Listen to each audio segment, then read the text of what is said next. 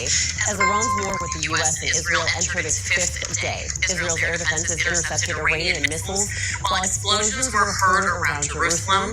Israel also struck Lebanon, killing at least 4 people there in retaliation against Hezbollah militants. Iranian state TV showed buildings in ruin around Tehran. Iran responded with missile barrages and drone attacks on Israel and really across the region. Nearly 800 people so far have been killed in Iran. Secretary of State Marco Rubio urging Americans stranded in the Middle East to contact the State Department for help. That was something echoed by General Dan Kane just a short time ago. The Trump administration faces criticism over its response as the U.S.-Israeli war with Iran expands. Iranian missiles hit a U.S. airbase in Qatar and a consulate in Dubai, but nobody was hurt, according to reports. Sources say the CIA is now arming Kurdish forces to spark an uprising in Iran. Back here in Washington, the Senate votes today on a resolution to limit President Trump's ability to continue military action in Iran without congressional approval. Now, this measure is co-sponsored by Democratic Senator Tim Kaine and will test loyalty among Republicans who once supported Trump's anti-war promises.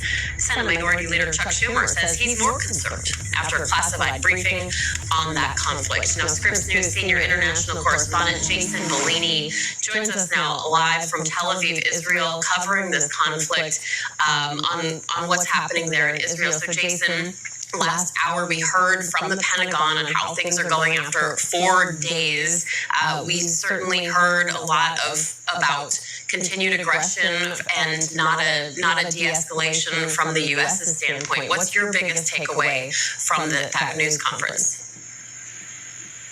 I thought it was interesting to hear Pete Hegseth on this day talking about just how much the U.S. is winning, in his words, winning big. He was critical of U.S. media coverage focusing on the drone strikes that have hit U.S. consulates and embassies and bases. He said, what's really important here is how overwhelming the force of the United States has been. So let's listen to, you can describe it, I think, fairly as a bit of rah-rah, the comments that he offered, but let's listen to a sample of it right now. 4 days in, we have only just begun to fight. America fights to win, and in Operation Epic Fury, we are. May God's providence cover and protect our troops always. The other thing that I'm watching today is the idea of what comes next, what replaces the Ayatollah, what replaces the regime. From the Israeli perspective, something entirely different. You had the Defense Secretary of Israel saying today that they will not tolerate, this country will not tolerate another regime, another leader that has the same ideology.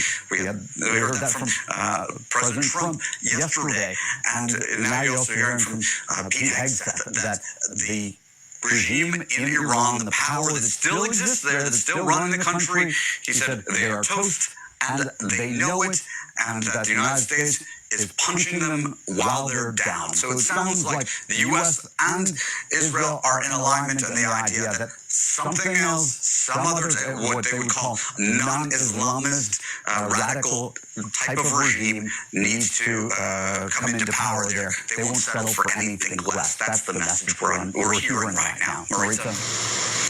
Yeah, but no definitive answer on who that may be and who gets the final say there. We did hear Defense Secretary Pete Hegseth say that this was like shock and awe, the shock and awe campaign in Iraq, but without the nation building. So it will be interesting to see what comes out of that. But I also want to ask you about some other news that he made in that press conference, saying that a U.S. submarine sunk an Iranian warship in the first torpedo strike since World War II. What do we know about that? That's right, Marissa. The first time since 1945. This is an Iranian naval ship, and it was off the coast of Sri Lanka. There were 180 crew members on board. There are reports we're seeing of 30 people being rescued from that ship.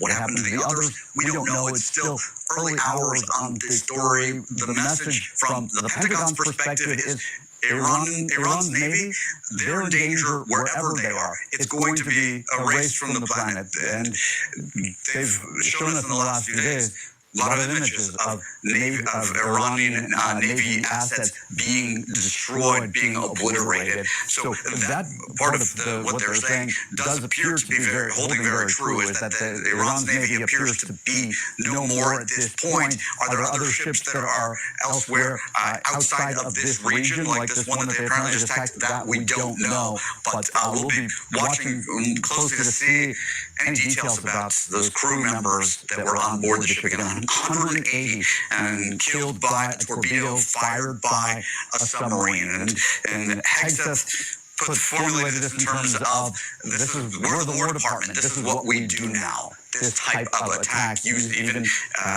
using submarines with torpedoes, whatever we've got, we're using it. Marissa? Yeah, very.